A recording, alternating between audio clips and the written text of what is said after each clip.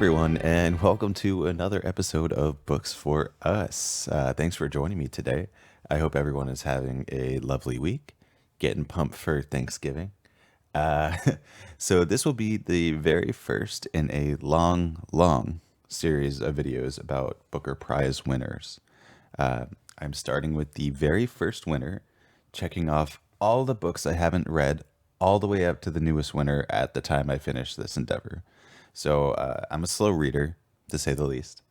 The apocalypse may very well have taken me before I finish, but I'm still going to try. I want to do this. I really want to do this. So the first winner of the Booker Prize was P.H. Newby's Something to Answer For. This won the inaugural Booker Prize way back in 69. I know, I know. 69 refers to something really funny. Only the most mature sense of humor on this podcast. We smart, but for real, uh, this is when the book won the very first Booker Prize, and that is what we will talk about today. Something to Answer For by P.H. Newby. And as always, I will start with a brief synopsis and we'll go from there. So, Jack Townrow is a self proclaimed scammer. He lives in England, taking funds from a charitable fund he is tasked with managing. Upon hearing of the death of a friend of his, a man he met while serving the British Army in Port Said, Egypt, Townroy decides he will go to Port Said and comfort, or scam, his old friend's widow. He arrives in Egypt during the hottest parts of the summer and with the backdrop of the 1956 Suez Crisis. The canal had been controlled largely by France and Britain when the president of Egypt, Gamal Abdel Nasser, decided to nationalize the Suez, essentially declaring war with France and England. Townrow arrives in Egypt among severe heat and political tension. Upon his arrival, he visits an old familiar Cypriot barkeep. After a night of heavy drinking, Townrow wakes up naked in the desert with a gash on his face and little idea of who he is. This novel is partially the story of the political backdrop and partially a puzzling adventure for the reader as we ride along with Townrow, trying to figure out what his reality is. So that's my little synopsis. Let me start by saying this book was fairly difficult to find. I ended up getting a heavily used copy from Thrift Books, which is fine. It was very cheap, but it's not in the best condition. It served its purpose. And that said, if anybody wants my copy, know it's going to be pretty beaten up, but email me at booksforuspod@gmail.com with the subject Townrow, TOWNROW, and you will have the chance for me to send you my copy along with a little love note because I love you. Thank you for listening. And as any of you who watch this show know, I have a 4-tiered ranking system. The lowest acclaim being See for Yourself, then Recommend, Highly Recommend, and at the top, Holy Shit, you need to read this right now, which we have yet to have one of those on this show.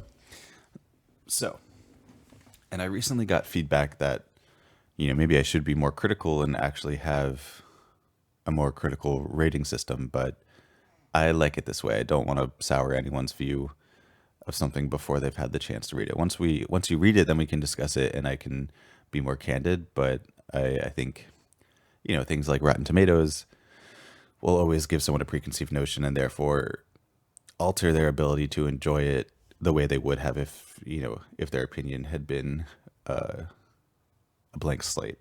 So anyway, although this book was intriguing and undeniably beautifully written, I would have a hard time giving it anything but a See for Yourself. The speaker is not a good person. There are many problematic descriptions in the book. Again, it was published in '68 and very well may have been progressive for the time. As always, I did attempt to read this with the mindset of its age, and I found it to be an engaging story with some truly captivating prose. Regardless, I wouldn't feel good recommending it because of all the problematic themes and language. So, again, I give this one a See for Yourself. And as always, I will now read a short passage from the book. And as always, I have no special permissions to do this. I'm just reading the first couple pages from my copy to give you a little preview, and Hope to pique your interest. All right, so here we go with a quick excerpt from Something to Answer For by P.H. Newby. The old girl kept writing and complaining about the police. It was enough to start Town Row on a sequence of dreams. Night after night, he floated in the sunset-flushed marine city. He could smell the salt in the jasmine. He dreamed that Mrs. Corey, Mr. Corey, and he were all sailing out of the harbor in a boat that slowly filled with water. He dreamed he was in a hot, dark room with a lot of men who argued and shouted. It must have been in the Greek sailing club, because when a door opened, there were oars and polished skiffs and opposite, high over Simon Arts's, on the other side of the canal, was Johnny Walker, with his cane and top hat setting off for Suez. Or was it the Med? By this time, Mrs. Cowrie was writing to say he was the only friend she had left in the world, and she wanted to buy him a ticket on a jet so that he could see for himself what a mess Eli had left his affairs in. And he could make the police track down the murderers, because in spite of the revolution and the troops leaving the canal zone, these Egyptians still took notice of an Englishman.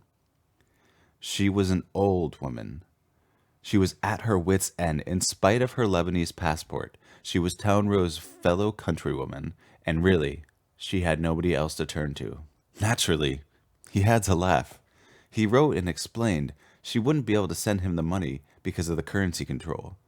He had next to no money of his own, though now that Jean had married again, he didn't have to pay any more alimony, thank God. He had never actually married Liz, so there was no financial liability there. Even so, times were hard. It was the height of summer, too, and in Port Said, they'd be stewing. It would not be nice. He couldn't bring himself actually to make this last point in writing. It might have seemed selfish. No, it was a lie that times were hard. He was flush now he'd started milking the fund. That was between him and his shadow. He had a letter from the London office of United Arab Airlines to say a first-class ticket had been paid for in Cairo. When did he want to use it? There was the usual literature with pictures of the pyramids and boats on the Nile. Yes, but once he was there, he was stuck. He'd be completely at the old girl's mercy. Nevertheless, he was tempted. He fished out the back letters. She was a lot younger than Eli, but even so, she'd be a good 60. 25 years in that climate couldn't have done her a lot of good. She couldn't live forever. She was a sort of stupid old cow who didn't make a will. This was a pity when you thought how much money Eli must have picked up one way and another. He owned the block of flats they lived in. He was a director of the Phoenician shipping line, and for about 50 years had shipped cotton and onions out of Port Said. Coffee and whiskey in. What Mrs. K meant by saying his affairs were in a mess probably accounted to no more than the discovery he had been banking accounts in Lebanon, Switzerland, and the United States, and a couple of dozen gold bars under the floorboards. She was a naive. It was all hers now, even the gold and platinum dentures. If he really was the only friend she had left in the world, he ought to be advising her about her will. In fact, he began to see himself as sole beneficiary. All right. So, I know it can be a lot to muddle through. You don't get the same feel for it as you do other books that I've read excerpts from, but I would say it definitely gets more clear what's going on, or at least you get more interested in it. So, yeah, that was our little excerpt from Something to Answer For by P.H. Newby.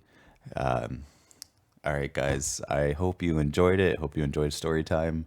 Uh, don't forget to like and subscribe and follow Books for Us Pod on Instagram. Enjoy your Thanksgiving. Be safe. Have fun seeing your loved ones. Thank God. And I'll be back shortly with the next video on the second ever Booker Prize winner, The Elected Member by Bernice Rubens. All right. Bye. I love you.